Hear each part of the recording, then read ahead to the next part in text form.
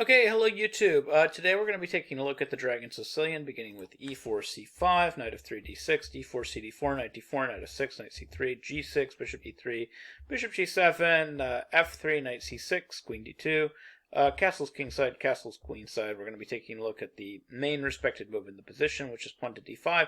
And today we're going to be taking a look at a line that doesn't get played that often, but it's still kind of critical to understand. It's this move, knight takes d6, and basically how to respond to it. So if you like content like this and you want to see more of it, please hit that subscribe button and click on your notification icon. So bc6 is, of course, the obligatory reply.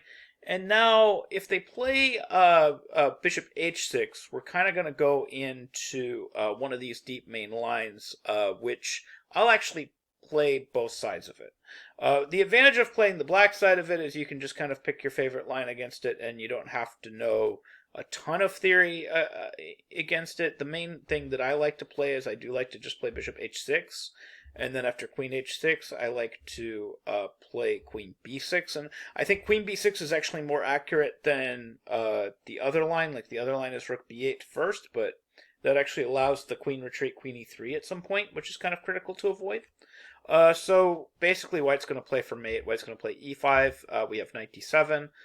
Then we have h4, so white's plan is really straightforward. He's going to play h4, h5, hg6. He's going to play for mate, and he's just going to try to checkmate you. So at this point, black's moves have to be very precise, but black has kind of a cute idea to prevent himself from getting checkmated here. So first off, just kind of cold-bloodedly take this pawn, play knight takes e5, and then after h5, just play bishop f5. So the point being, if now hg6, you play bishop takes g6 and hold everything together. So typically here, white will play g4. This is a move that just about everybody finds. They're trying to kick your bishop away, take on g6, and basically win the game. But you have a very, very cool move here that basically saves everything, and that move is pawn to f6. So basically you're inviting g takes f5.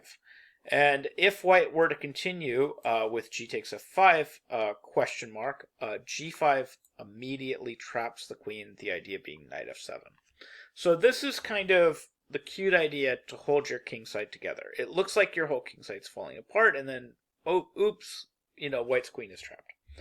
Okay, so when you play this move, pawn to f6, they do not want to let their queen get trapped, so they have to retreat their queen. So this is where it's important to me that I've played queen to b6, because I want to limit all of the squares that their queen can retreat to, and queen e3, that particular queen's retreat, is a little annoying, in my opinion. So now, there's two main queen retreats that you have to reckon with if they actually know their theory. There are players that do play this with white that know their theory. Ian Nepomniachtchi plays this with the white pieces. It is a really reasonable sideline, actually, with white. It's not at all terrible. White can definitely play this line and play for some kind of advantage. So queen d2 and queen f4 are basically the two sidelines. The one where you get to be the cutest with the black pieces is this move queen f4. Because the correct response is rook a b8, threatening queen takes b2. And again, like if gf5, the fact that we're doing everything here with tempo, like queen b2 check, king d2, and then rook b4 is going to be completely winning. We're hitting the queen, and there just is not a great move here because we're threatening to come across, and we're also threatening knight f3 check at some point. So there just isn't a good move. There's too much hanging in this position.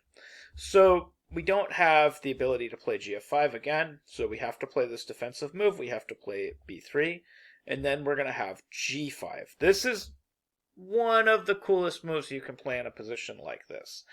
You play this move, pawn to g5, and you just say, okay, you don't want to take my bishop? I will make you take my bishop. Now, truth be told, I had to play the white side of this position the very first time I played this position. I didn't have black, I had white. And I got here and I was like, oh no, I've walked into something. And in fact, I did. This is very good preparation. So g5, queen f5, queen e3 check is correct. And then king to b2, holding the knight. And then when I faced this for the very first time, I tried to get out of everything, after black's next move. See if you can find the next move. The next move is insanely good, insanely powerful. Stop and pause the video, see if you can find it. Okay, if you found it, you're like a chess genius beyond geniuses, because there's no way I would have found this move unless I knew exactly what it was. It's not any kind of obvious puzzle-like move with some cool capture, like queen c3 or knight c4 or some crazy check or anything. It's just this, rook f7. The idea is to block the check so that you're actually threatening e6.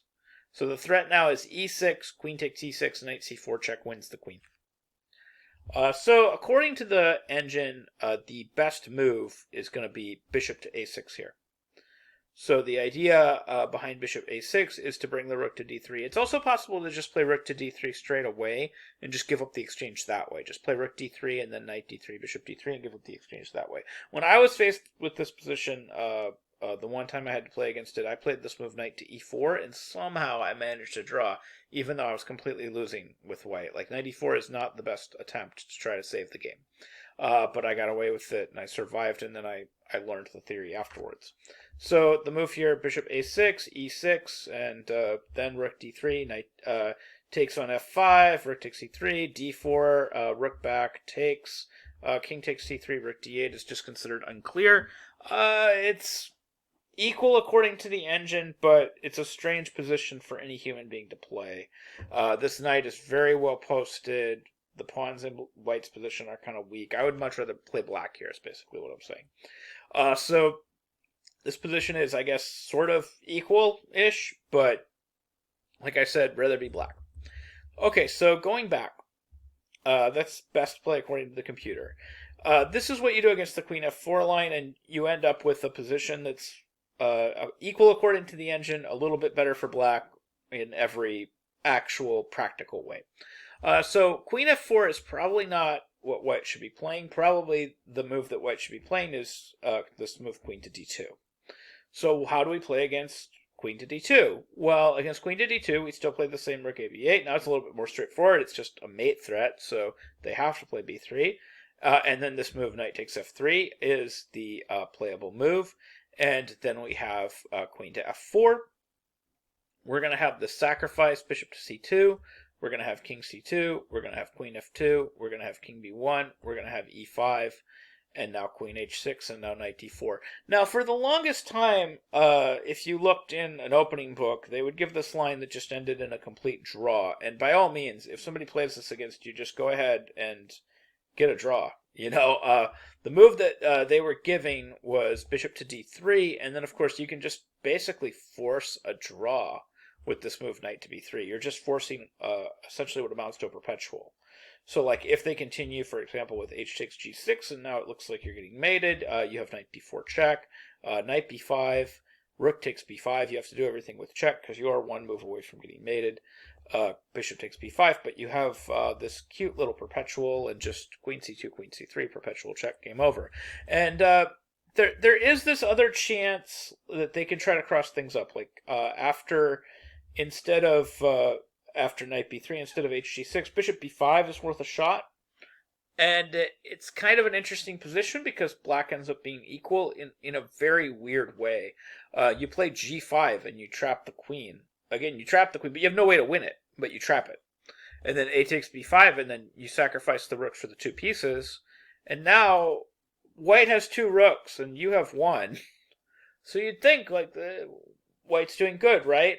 But white actually has no way to coordinate his two rooks and simultaneously prevent a perpetual check with queen f3, queen b3, queen c3, or queen b3, a3, etc. So basically black is going to bring his queen down and just perpetual check along the third rank. Black has no way to coordinate his rooks and get his queen out of h6 to take advantage of the fact that he has an extra rook. So as weird as the position looks, there's really no way for white to take advantage of what's going on.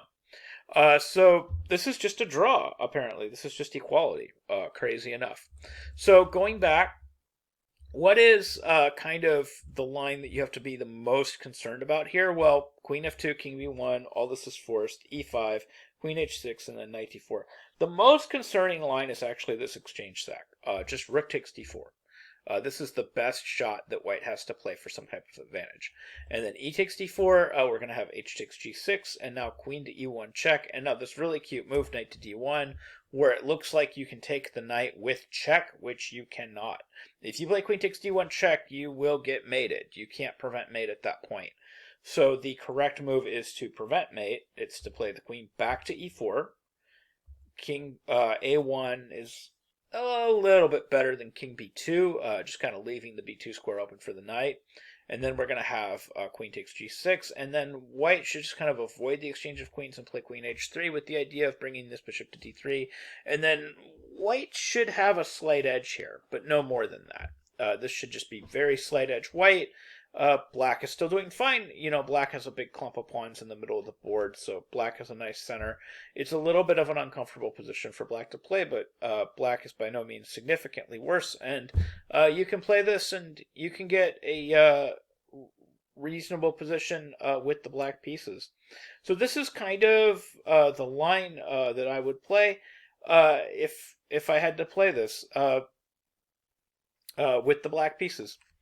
So anyways, that's basically what the theory is right now on knight c6 and bishop h6. That's best play with black and how you should play against it and get a position that's either kind of equal, unclear, or in some cases slight edge or major advantage black, depending on how well white knows the theory.